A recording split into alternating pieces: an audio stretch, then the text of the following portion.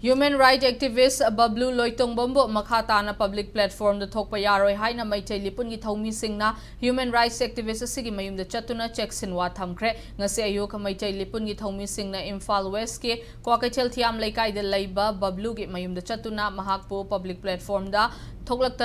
thoklakhandana ba imung manungi miyoi singda Checksin wa asi hairam kibane panbayabadi human rights activist Babloo Loitongbam na advocate amaga pullaga Bangalore da Maitei amadi koki gi mifam pangthokna bahotnai Haina Maitei Lipuna maral sirakhibaga loinana mifam pangthokpa yaroi haina sungarang Manipur Press Club ta pangthokpa paugi mifam amada Checksin wa thamlakhibasu laikhrabane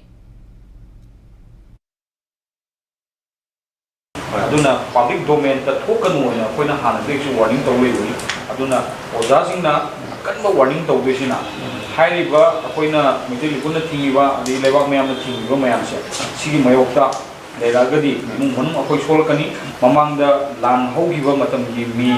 tangkuma panbu leiramba akoi BDF ki women wing gi commander se siga maga pullaga kwakethilda moin plan tawga se whole program ji tawba akoi rin khangi magani ada Europe da lei sisu aduna sigumba fan mobilization adigi foreign funding da tawna tawliba mayam sinse akoi rin khangi aduna Makha Tana masigi pose aidi mana du changchale habje koi loi khangi aduna imung manung soktana wi namata di public domain da thokpa yaro habse akan do warning mo da tawbiu sigi matam de mana public domain da thokpa je mayang mi control akoina